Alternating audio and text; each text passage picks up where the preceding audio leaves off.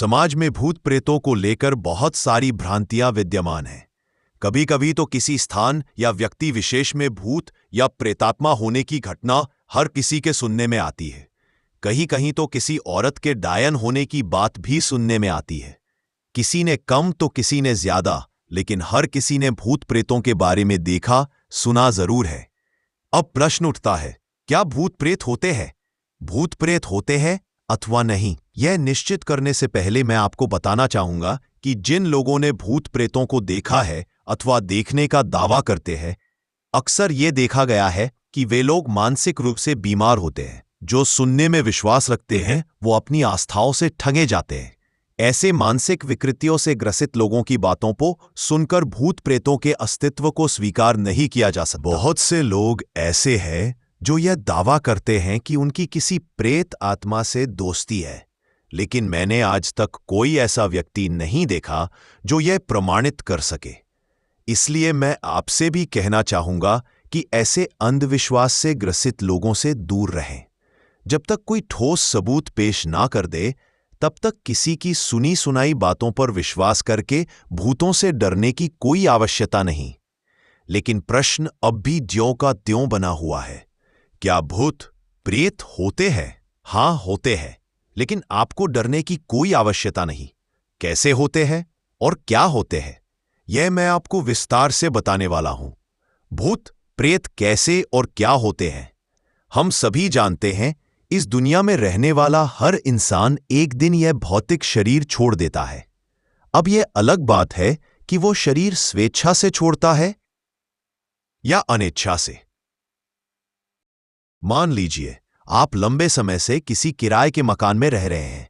आपने उस मकान में अपनी पसंद की हर चीज उपलब्ध की और एक दिन कोई अचानक से आकर आपको कहे कि मकान छोड़ना पड़ेगा, तब आपको कितनी पीड़ा होगी। ठीक यही बात शरीर के विषय में है। जन्म से लेकर अब तक आपका इस शरीर के प्रति बहुत लगाव हो चुका होता है। जरा सोचिए, आप अच्छा खाते हैं, किसके लिए? आप अच्छा पहनते हैं, किसके लिए? आप सुबह से लेकर शाम तक विभिन्न कार्यों में लगे रहते हैं, किसके लिए? निश्चित ही शरीर के लिए। जब इतना लगाव होते हुए तथा मरने की इच्छा न होते हुए भी शरीर छूट जाता है, तो शरीर का यह मोह ही उसे प्रेतात्मा बना देता है। मृत्यु के बाद क्या होता है? मृत्यु क्या है यह आप जानते हैं? स्थूल शरीर का त्याग ही मृत्यु है, अर्थात त्यागने वाले का भी कोई अस्तित्व है। भूल गए? आप मकान नहीं, मकान में रहने वाले हैं। वह त्यागने वाला ही आत्मा है। भौतिक शरीर नष्ट होने के बाद आत्मा सूक्ष्म शरीर में चली जाती है, जब तक कि उसे एक और नया शरीर नहीं मिल जाता। अब प्रश्न उठता है, नया शरीर मिलने तक आत्मा कहाँ रहती है? नया शरीर मिलने तक आत्मा कहाँ रहती है?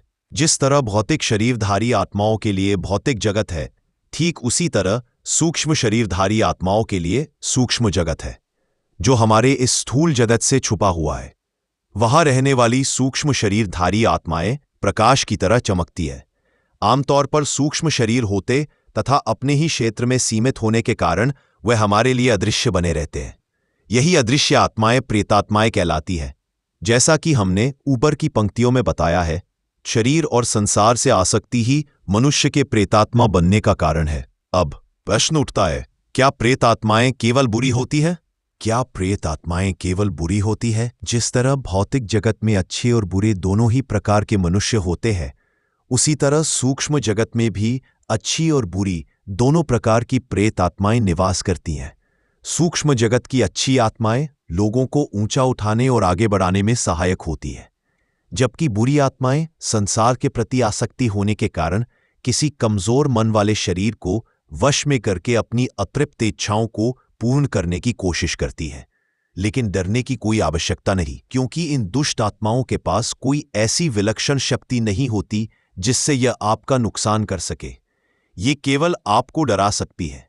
इसीलिए अधिकांश कमजोर मनोबल के व्यक्ति ही भूत प्रेतों से ग्रसित पाए जाते हैं। जब तक डर सामने ना आ जाए, उससे डरने की क्या आवश्यकता? जब डर सामने आ ही गया है तो डरने के बजाय उसका सामना करो। स्वामी रामतीर्थ। भूत प्रेतों के बारे में जानने के बाद आपको उनसे डरने की नहीं, उनका सामना करने की जरूरत है। अपने मन को कमजोर मत होने दीजिए। अपने मन के डर को काबू करने की कोशिश करिए, क्योंकि भूत प्रेत होना हो, यदि मन में डर हुआ तो आप स्वयं अपना नुकसान कर लेंगे। अपने मस्तिष्क को हमेशा सद्विचारों से भरिए, अच्छी प्रेरणाओं से भरिए। इसके लिए जब भी समय मिले अच्छी पुस्तकों का स्वाध्याय और योग का अभ्यास कीजिए। यदि इतना आप कर सकें तो दुनिया का कोई भूत आपका कुछ नहीं बिगाड़ पाएगा। यदि आपने अपने मन को मजबूत नहीं बनाया और मस्तिष्क को अच्छे विचारों से नहीं भरा, तो जान लीजिए कब आपके मन पर किस विचार का अधिकार होगा। कुछ कहा नहीं जा सकता। यह मन आपका है, यह शरीर आपका है, इसलिए सब तरह से इसकी रक्षा करना आपका कर्तव्य है। जिस तरह जब कभी आप बाहर जाते हैं तो अपने घर पर ताला लगाकर निकलते हैं, तो फिर आप अपने मन को कैसे खुला छोड़कर घूमते रह सकते हैं। मुझे आशा है यह लेख आपके लिए उपयोगी सिद्ध होगा। यदि आपका कोई प्रश्न हो तो नीचे टिप्पणी स्थान पर आपका स्वागत है।